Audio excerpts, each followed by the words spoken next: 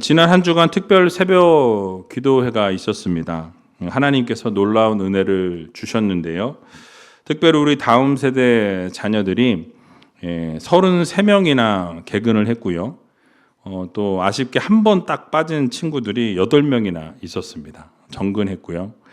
전체적으로 45명이 참석했는데 중간에 이렇게 빠지고 못 온 친구들이 대부분 독감에 걸려서 못 와서 되게 아쉬워했던 것 같아요. 어쨌든 하나님께서 은혜 주신 그 마음, 우리 성도님들께서도 잘 간직하시고 또 매일매일 삶 속에서 하나님이 기뻐하시는 이 삶의 예배를 올려드릴 수 있는 믿음의 성도님들이 다 되셨으면 좋겠습니다. 또 올 한 해 정말 여러분들의 직장마다 또 사업장마다 은혜가 넘쳐나고 또 행복이 넘쳐나고 또 잘 되는 역사들이 있으시기를 기도하도록 하겠습니다.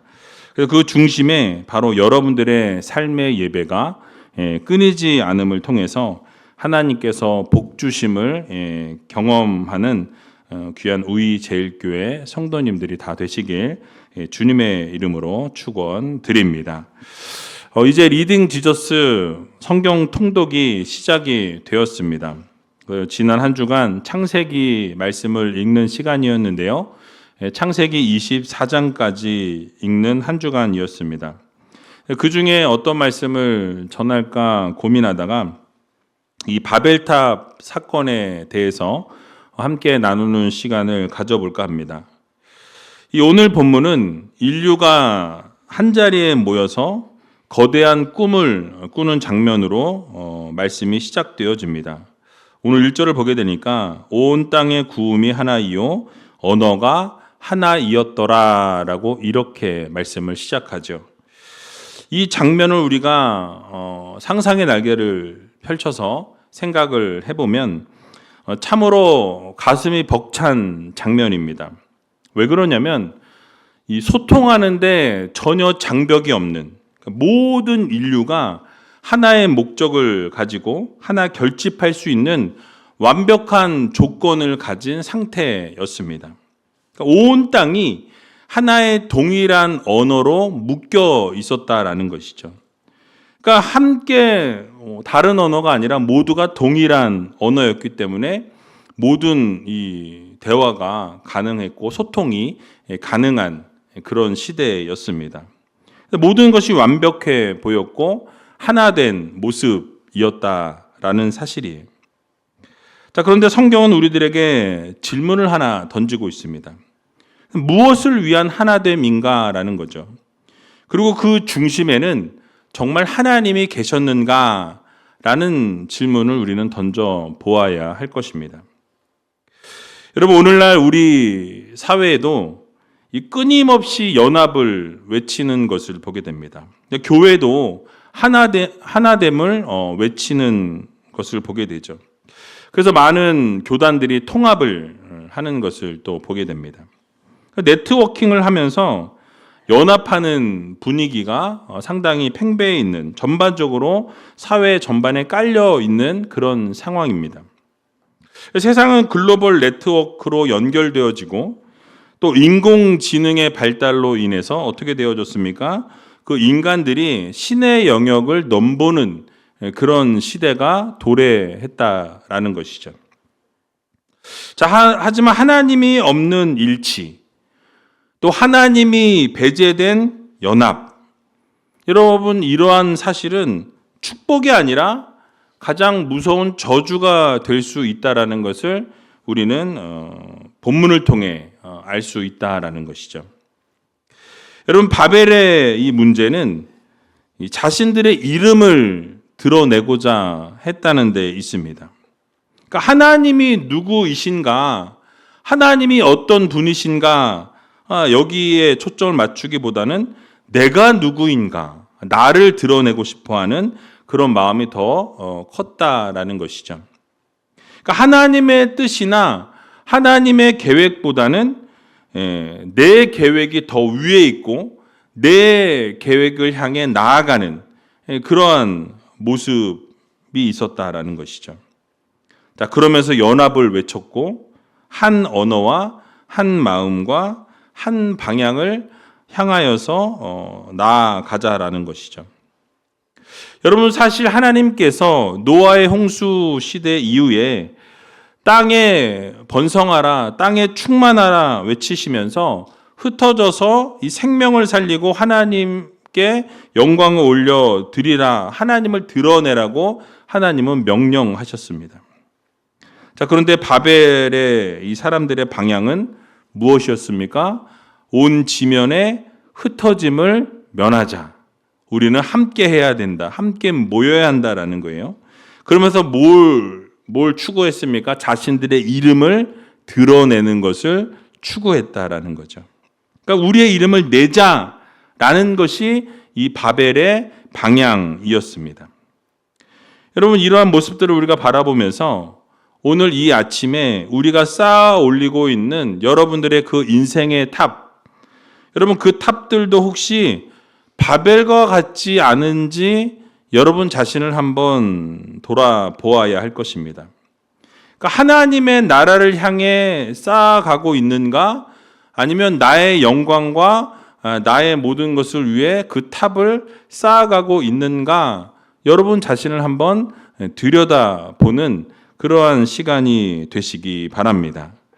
그래서 오늘 본문의 말씀을 가지고 이 세 가지 정도로 생각해 보려고 하는데요. 첫 번째로 바벨은 우리 이름을 내자는 교만이라고 말씀합니다. 오늘 본문 3절과 4절의 말씀인데요. 같이 한번 읽어보도록 하겠습니다. 서로 말하되 자 벽돌을 만들어 견고히 굽자 하고 이에 벽돌로 돌을 대신하며 역청으로 진흙을 대신하고 또 말하되 자 성과 대를 쌓아 내 대 꼭대기를 하늘에 닿게 하여 우리 이름을 내고 온 지면에 흩어짐을 면하자 하였더니 아멘. 여러분, 그 당시에 돌이라는 것은 이 자연이 준 자연 그대로의 재료입니다. 벽돌은 무엇입니까? 인간이 만들어낸 기술이었다라는 거죠. 그러니까 돌보다는 이 벽돌이 규격화가 되어서 쌓아 올리기에 더 쉽고 용이했다라는 거죠. 여러분, 또 역청은 어떻습니까? 진흙과는 달리 방수 효과가 탁월한 그 당시로 말하면 첨단 접착제였다라는 거예요.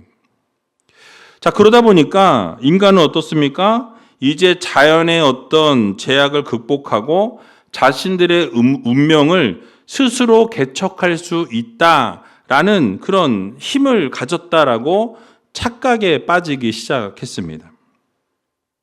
여러분, 기술은 죄가 아니지만 그 기술을 사용하는 인간의 동기가 오염이 되었다라는 거예요.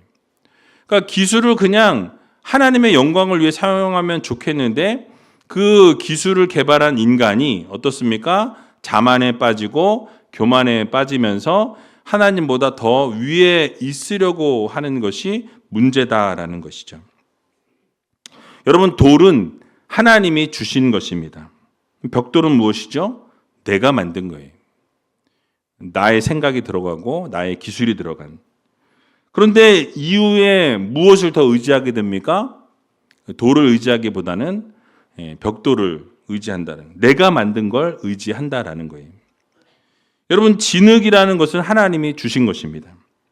그런데 이것을 대신에 인공적으로 만든 이 역청은 어떻게 해요? 인공적으로 사람이 만든 것이죠. 근데 그 역청을 더 의지하게 되더라는 거예요. 여러분, 오늘날의 현대인들도 마찬가지다라는 것입니다. 하나님을 의지하는 기도 대신에 나의 스펙과 어떤 나의 자격증을 더 의지하는, 벽돌을 더 신뢰한다라는 거예요. 성령의 기름 부으심을 전적으로 의지하기보다는 여러분, 세상의 어떤 인맥과 세상의 어떤 정보를, 역청을 더 신뢰하는 것이 오늘날의 우리들의 현실이라는 것이죠. 자, 그래서 결국 내 힘으로 견고하게 쌓아 올리게 되면 결코 무너지지 않을 것이라는 착각에 우리가 빠지게 된다라는 거예요. 여러분, 이것이 바로 바벨탑의 시작인 것입니다. 그리고 그 바벨탑의 핵심의 목적이 오늘 무엇이라고 본문은 말씀합니까? 그들의 야망을 이 4절을 근거해서 생각해 볼 때 세 가지로 표현하고 있습니다. 먼저는 하늘에 닿자라고 이야기해요. 여러분, 이것은 무엇입니까? 하나님과 동등해지려는 교만이라는 거죠. 여러분, 아담과 하와의 타락도 우리가 생각해 보면 하나님과 같이 될 수 있다라는 뱀의 꾀임에 어떻게 합니까? 넘어가게 되는 것을 보게 되죠. 결국 타락하게 되었다라는 거예요. 근데 그 중심에 무엇이 깔려 있습니까? 동일하게 교만이 깔려 있는 것을 보게 되죠. 그리고 그들은 또 무엇을 강조했습니까? 우리의 이름을 내자라고 이야기했어요. 이것은 하나님의 영광이 아니라 인간의 어떤 명예를 구하는 것입니다. 자신을 드러내고자 했다라는 사실이에요. 또 그들이 주장한 것이 무엇입니까? 흩어짐을 면하자라고 주장했어요. 이러한 그들의 생각은 하나님께서 분명하고 명확하게 명령하신 땅에 충만하라라는 이 말씀에 대한 정면 거부였다라는 거죠. 여러분, 타락한 인간들의 본질은 이름에 집착한다라는 거예요. 내가 누구인지 알아달라는 거죠. 내가 한 그런 것에 대해서 사람들이 봐주기를 원한다라는 거예요. 내 업적을 기념비처럼 남기고 싶어하는 경향들이 있다라는 것이죠. 여러분, 교회 안에도 이런 일들이 존재하고 있습니다. 봉사를 하면서 자신의 이름이 드러나기를 원한다라는 거예요. 내 이름이 혹시라도 오류로 빠지게 되었다. 섭섭마귀가 그 마음을 어떻게 해요? 막 긁어놓는다는 거예요. 문제가 아닌 문제를 문제화시키는 것을 보게 되는 것이죠. 헌금을 하면서도 내 이름이 드러나고 내 이름이 밝혀지기를 원하는 그런 마음이 우리 안에 있다라는 거예요. 제가 예전에 개인적으로는 얼마든지 기도를 해드릴 수 있다. 그러나 공적인 예배 자리에서만큼은 얼마를 하셔도 공적 예배에서는 그 헌금을 위한 그분의 이름을 밝히면서 기도하지 않겠다라고 이야기했어요. 근데 이런 공포를 했음에도 불구하고 그렇게 하면 헌금을 안 한다라고 하시는 분들이 있어요. 여러분, 헌금이 나를 드러내는 수단입니까? 아니라는 거예요. 헌금은 하나님께 감사해서 은혜 받아서 감사의 마음을 표현하는 도구일 뿐입니다. 우리는 잘 생각해 보아야 한다라는 거예요. 헌금을 하면서 내 이름이 드러나길 원한다면 여러분, 우리 자신을 다시 한번 들여다보고 생각해 보아야 한다라는 것이죠. 여러분, 올 한 해 표어가 삶이 예배가 되는 성도와 교회입니다. 이것을 외치고 지난주에도 이 본문과 연관된 말씀을 증거했고 한 주간 동안 특별 새벽 기도회도 이 삶이 예배가 되기 위해서, 예배가 삶이 되기 위해서 계속해서 강조했다라는 거죠. 그런데 그 와중에도 또 서로 싸우고 본이 되지 못하는 일들이 일어났다라는 거예요. 그런 일들이 벌어지는 것을 보고 들으면서 참 우리는 연약한 인간이구나. 그렇게 예배에 대해서 이야기하고 삶이 예배가 되어야 된다고 주장했지만 우리의 삶은 여전히 예배가 되지 못하는 그러한 상황 가운데 놓여 있구나라는 생각을 하게 되었습니다. 우리는 기억해야 한다라는 거예요. 여러분, 우리의 이름을 하나님이 높여주셔야 우리의 이름이 드러나게 된다라는 거예요. 내가 나의 이름을 아무리 높여도 하나님은 오히려 자신이 그 이름을 높이는 자들을 여러분 막으신다라는 것을 반드시 기억해야 할 것입니다. 그래서 여러분, 우리가 하나님이 높여주셔야만 진짜 우리의 이름이 드러나게 된다라는 거예요. 창세기 12장을 보게 되면 하나님께서 아브라함에게 약속하신 것이 무엇입니까? 내가 내 이름을 창대하게 하리라 라고 약속해 주셨어요. 그리고 결국 어떻게 하셨습니까? 그 이름을 진짜로 창대케 하시는 놀라운 역사와 기적을 하나님이 이루셨다라는 거예요. 그리고 어떻게 하셨습니까? 모든 이스라엘 민족들을 통하여, 아니 오늘날의 우리들을 통해서도 아브라함이 믿음의 조상으로 세워지게 되는 것을 우리는 보게 되는 것이죠. 그러니까 하나님이 약속대로 하나님이 이루셔야 그것이 가능하다라는 것을 보여주셨습니다. 근데 만약 내가 내 이름을 드러내길 원하고 내가 내 이름을 높이게 된다면 여러분 그것이 바로 오늘날의 바벨탑이 될 수 있다라는 거예요. 그러니까 그러나 하나님의 이름을 우리가 높이게 될 때에 하나님은 반드시 여러분들의 이름을 책임져 주시고 높여 주신다라는 이 사실을 여러분들 모두 믿으시기 바랍니다. 그러므로 나를 드러내고 나를 나타내는 그러한 성도가 아니라 나를 높이기 위해 열정과 열심을 다하는 그런 성도가 아니라 오직 하나님을 높이고 하나님만 드러내는 귀한 우리 제일교회 모든 성도님들이 다 되시기 바랍니다. 그러면 반드시 하나님께서 여러분들의 이름을 높여주신다라는 거예요. 여러분들의 직장이 잘 되게 하시고 여러분들의 사업장이 잘 되게 하시고 여러분들의 자녀의 인생도 하나님이 책임져 주신다라는 이 사실을 여러분들 모두 믿으시기 바랍니다. 그러니까 내가 높이면 여러분 얼마 높일 수 없어요. 아니 하나님이 낮추십니다. 그러나 여러분들이 겸손으로 하나님 앞에 나아갈 때 여러분들의 모든 것을 높여주실 뿐만 아니라 여러분들의 상황과 여건과 형편까지도 하나님이 책임져 주신다라는 이 사실을 여러분 모두 믿으시고 나를 드러내는 성도가 아니라 하나님을 높이고 하나님을 드러내며 살아갈 수 있는 귀한 우리제일교회 모든 성도님들이 다 되시길 주님의 이름으로 간절히 축원드립니다. 그리고 두 번째로는 하나님께서 내려오셔서 인간의 교만을 멈추신다라고 말씀하고 있어요. 자, 오늘 본문 5절 말씀인데요. 같이 한번 5절 말씀 읽어보도록 하겠습니다. 여호와께서 인생들의 쌓는 성과 대를 보시려고 강림하셨더라. 아멘. 자, 이제 사람들이 모여서 하늘에 닿게 하자라고 그렇게 외치면서 벽돌들을 쌓아나가기 시작했습니다. 근데 하나님의 시각으로 볼 때, 하나님의 시선으로 볼 때에는 내려오셔서 봐야만 보여지는 그러한 상황이라는 거예요. 즉 하나님 편에서 볼 때 인간의 모습과 그들의 능력이 얼마나 하찮은 존재인지, 하찮은 것인지를 알려주고 계신다는 거죠.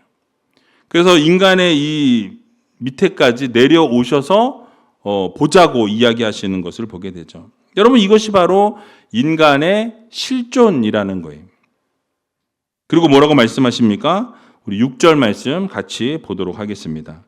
여호와께서 가라사대 이 무리가 한 족속이요 언어도 하나이므로 이같이 시작하였으니 이후로는 그 경영하는 일을 금지할 수가 없으리로다. 아멘. 그러니까 지금 이들의 문제가 무엇이냐면 언어가 하나이다 보니까 이러한 모든 것이 가능했다라고 하나님은 말씀하시는 거죠. 그래서 여러분 하나님은 이 말씀하신 것이 그들이 무서워서 하신 말씀이 아니었다라는 거예요. 그들의 교만함을 그대로 두게 되면 어떻게 된다? 그들이 파국으로 치달을 수밖에 없다. 그들은 결국 망할 수밖에 없다라는 것을 하나님이 말씀하고 계신 거예요. 망하게 될 것이니까 하나님이 내려오셔서 어떻게 하기로 결단하신 겁니까?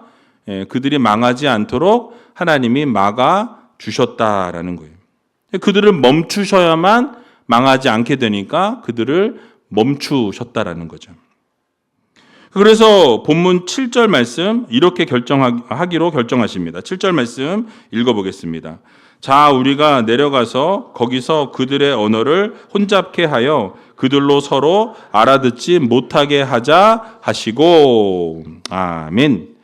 여러분 그들의 교만한 마음과 생각을 흩어버릴 방법으로 하나님이 결정하신 것이 무엇입니까? 바로 그들의 언어를 다 흩어버리자. 그 언어를 다 혼잡하게 하자. 이렇게 하나님은 결정하시게 되었다라는 거예요. 여러분, 여기서 우리가 하나님을 오해해서는 안 됩니다. 하나님께서 바벨을 무너뜨리시는 근본적인 이유가 무엇입니까?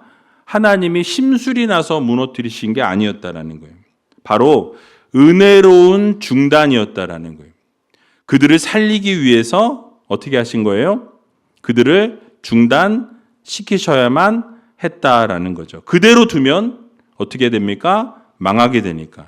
그대로 두면 그들이 파국으로 치달을 수밖에 없으니까 하나님께서 그들을 중단시키기로 결정하신 것입니다. 여러분, 오늘을 살아가는 우리들의 삶에도 여러분들의 인생 가운데 갑자기 중단되어지는 상황에 놓이게 된다는 거예요. 여러분, 어떤 상황이 중단될 때가 있습니다. 여러분들의 계획이 완벽하다고 생각했는데 깨어질 때가 있어요.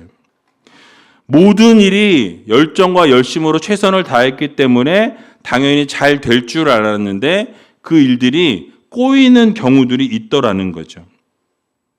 여러분들이 열정과 열심으로 사람들과 좋은 관계를 맺었기 때문에 관계가 잘 이어질 줄 알았는데 그 관계가 어긋나게 될 때가 있더라는 것입니다. 철저하게 준비했음에도 불구하고 여러분 생각하지 않은 방향으로 여러분들의 그 일들이 흘러갈 때가 있더라는 사실이에요. 여러분, 그렇게 설득하고 그렇게 설명했음에도 불구하고 말이 통하지 않는 것 같은 그러한 시간이 여러분 앞에 찾아올 때가 있더라라는 것이죠. 자, 그럴 때 여러분 어떻습니까? 어떻게 하나님 이러실 수가 있습니까? 어떻게 이런 일들이 내 앞에 일어날 수 있습니까? 라고 하나님 앞에 원망하고 불평하는 일들이 우리의 삶에 일어나더라는 것이죠. 자, 그런데 우리는 잘 생각해 보아야 할 것입니다. 그렇게라도 하나님이 중단시키셔야만 우리가 망가지기 이전에 하나님은 붙드시기 원하시는 거예요. 그냥 두면 완전히 망가지니까 망가지는 것을 하나님이 원치 않으셔서 거기서 중단을 시키셨다라는 거죠. 은혜로운 중단인 거예요. 하나님의 은혜에 손길일 수 있다라는 것을 우리는 반드시 기억해야 할 것입니다. 여러분, 2009년 US 에어웨이즈라는 이 1549편이 비행기가 이륙하자마자 새떼와 충돌하게 됩니다. 그래서 양쪽 엔진이 다 멈춰버리는 사고가 일어나게 되었다라는 거예요. 그때 당시에 기장이었던 설리라는 이 기장이 결정을 어떻게 하게 되냐면 그 뉴욕에 있는 허드슨 강에 비상 착륙을 하기로 결정하게 됩니다. 결국 그의 그 결정과 판단이 옳았다라는 거예요. 결국 탑승자 전원이 생존하는 기적이 일어나게 되었습니다. 근데 그 순간 기장은 원래 계획대로라면 공항으로 돌아가야 했다라는 거예요. 근데 그것을 고집하지 않았습니다. 오히려 그 상황 가운데 가장 올바른 선택, 그리고 승객들이 다치지 않고 모두가 살 수 있는 방법이 무엇인가를 고민하고 가장 올바른 선택으로 결정한 것이 멈춤과 전환이었다라는 거예요. 결국 그 선택이 어떻게 되었습니까? 그 비행기에 탑승했던 모든 생명을 살리게 되었다라는 거예요. 여러분, 만약에 기장이 다시 원래 공항으로 되돌아가는 선택을 매뉴얼대로 했다면 한 명도 살아나지 못하는 결과를 초래할 수도 있었다라는 거예요. 여러분, 하나님의 간섭도 이와 비슷합니다.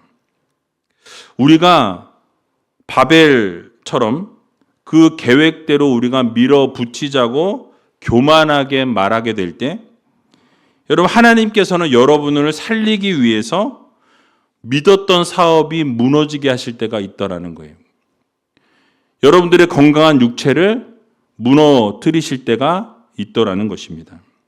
굳건했던 건강이 갑자기 흩어지는 경우가 생기더라는 거죠. 때로는 그렇게 열심히 살고 최선을 다했는데 그 자녀들의 앞길을 하나님이 막으시는 경우가 있더라는 것입니다. 여러분, 이유는 무엇입니까? 단 하나. 여러분을 살리기 위해서 그러한 문제를 여러분의 삶에 허락하신다라는 거예요. 만약 하나님께서 우리의 바벨을 멈추신다면 여러분, 그것은 실패가 아니라 여러분들을 위한 구원의 브레이크일 수 있다라는 거예요. 여러분을 살리기 위해서 브레이크를 밟으신다라는 거죠. 그러므로 하나님의 인도하심을 여러분 전적으로 믿으시고, 때로는 내가 원하지 않는 그런 상황이 내 앞에 펼쳐질지라도 그것이 여러분을 향한 하나님의 사랑이요, 하나님의 은혜요, 하나님의 섭리라는 것을 여러분 모두 믿으시고 하나님만 전적으로 의지하고 바라보며 살아갈 수 있는 저와 여러분들이 다 되시길 주님의 이름으로 간절히 축원드립니다. 마지막으로 하나님은 다시 복음 안으로 우리를 모으신다라고 말씀하고 있어요. 오늘 본문 8절과 9절 말씀인데요. 같이 한번 읽어보겠습니다. 여호와께서 거기서 그들을 온 지면에 흩으신 고로 그들이 성 쌓기를 그쳤더라. 그러므로 그 이름을 바벨이라 하니 이는 여호와께서 거기서 온 땅의 언어를 혼잡케 하셨습니다. 여호와께서 거기서 그들을 온 지면에 흩으셨더라. 아멘. 여러분, 결국 하나님께서 어떻게 하셨습니까? 바벨을 온 지면에서부터 다 흩으셨다라고 말씀하시죠. 그리고 나서 끝이 났습니다. 그들은 이제 더 이상 어떠한 방법을 취해도 다시 회복할 수 없는 상태가 되었다라는 거예요. 언어를 다 이미 흩어버리셨기 때문에 서로가 무슨 말을 해도 그 말을 서로 알아듣지 못하게 하나님이 만드셨다라는 것이죠. 자, 그러나 성경 전체를 우리가 보게 되면 하나님께서 그렇게 다 흩어버리심으로 끝내시지 않는 것을 우리는 보게 됩니다. 바로 하나님께서 그 구원의 역사 안으로 그들을 다시 다 모으시는 것을 우리는 성경을 통해서 보게 된다라는 거죠. 다만 바벨처럼 우리의 이름으로 다시 모으시는 것이 아니라 바로 예수 그리스도의 이름으로 다시 모이게 하시는 것을 보게 됩니다. 바로 그 결정적인 장면이 어디에 그려져 있냐면 사도행전 2장에 그려지는 것을 보게 되죠. 여러분, 사도행전 2장에 무엇이 나와 있습니까? 오순절 성령의 그 강림 사건이 기록되어져 있다라는 거예요. 그러니까 바벨에서는 언어가 갈라져서 그 언어를 다 흩어버려심으로 서로가 서로의 말을 다 못 알아듣게 흩으셨다라는 거죠. 그런 역사를 하나님이 이루셨습니다. 근데 이제 오순절에는 어떻게 되어집니까? 각 나라의 언어로 다 동일한 언어로 듣게 하셨다라는 거예요. 그들이 각자 언어가 달랐지만 성령께서 임재하심을 통해, 성령이 내려오심을 통해 어떻게 되어집니까? 각자의 언어로 복음이 들려지게 하시는 놀라운 역사와 기적을 하나님이 이루셨다는 거예요. 하나님께로 돌아오는 역사를 하나님이 이루심으로 3,000명씩 5,000명씩 돌아오는 기적의 역사가 나타나게 된 것입니다. 여러분, 성경의 방향은 분명했다라는 거예요. 바벨이 우리의 이름을 드러내고자 할 때에는 하나님은 그 언어를 혼잡케 하시고 그들을 흩어버리셨다라는 거죠. 그러나 복음이 예수 그리스도를 드러내고 예수 그리스도를 증거하려고 할 때에는 성령께서 하나 되게 하시고 그 언어도 들리게 하시고 예수 안에서 하나 되게 하시는 것을 우리는 믿어야 할 것입니다. 그러므로 우리 모두 하나가 되어서 정말 우리의 모임이나 우리 교회나 여러분 어떤 방향을 향해 나가야 할지를 우리는 깊이 생각해야 한다라는 거예요. 바로 예수 그리스도의 이름으로 향하는 성도가 되어야 하고 교회가 되어야 할 것입니다. 여러분, 내 이름을 드러내기 원하고 교만하게 될 때에 결국 어떻게 되어집니까? 그 인생은 망하게 된다라고 성경은 말씀하고 있어요. 그러나 하나님의 이름을 드러내고 하나님을 나타내려고 할 때, 하나님을 높이기 시작할 때 결국 하나님께서 어떻게 하십니까? 놀라운 역사와 기적을 우리의 삶에 이루신다라는 것을 여러분 모두 믿으시기 바랍니다. 지금 여러분들은 어떤 탑을 쌓고 계십니까? 우리 모두는 하나님이 없는 쌓는 탑을 멈춰야 한다라는 거예요. 언제나 하나님과 동행하고 하나님과 함께하는 삶을 사는 성도가 되어야 할 것입니다. 하나님 안에서 모든 것이 세워지는 삶이 되어야 한다라는 것이죠. 누가복음 14장 11절을 보게 되면 이렇게 말씀합니다. 같이 한번 읽어보겠습니다. 무릇 자기를 높이는 자는 낮아지고 자기를 낮추는 자는 높아지리라. 아멘. 그러므로 지금 이 순간부터 여러분 벽돌 굽는 일을 멈추시고 또 내 이름을 드러내기 위한 삶을 이제는 청산하시기 바랍니다. 우리가 내 이름을 위해 살아가고 자신을 높이게 될 때에 결국 우리는 낮아질 수밖에 없다라는 사실이에요.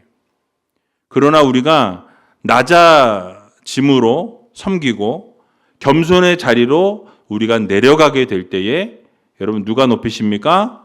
하나님이 높여주신다라는 이 사실을 여러분들 모두 믿으시고 날마다 겸손의 자리로 내려가고 섬김의 자리로 내려가서 날마다 하나님 앞에 감사와 찬송과 영광 올려드리면서 하나님만 구하고 하나님만 바라고 하나님께만 영광 돌리는 삶을 살아갈 수 있는 저와 여러분들이 다 되시길 주님의 이름으로 간절히 축원드립니다.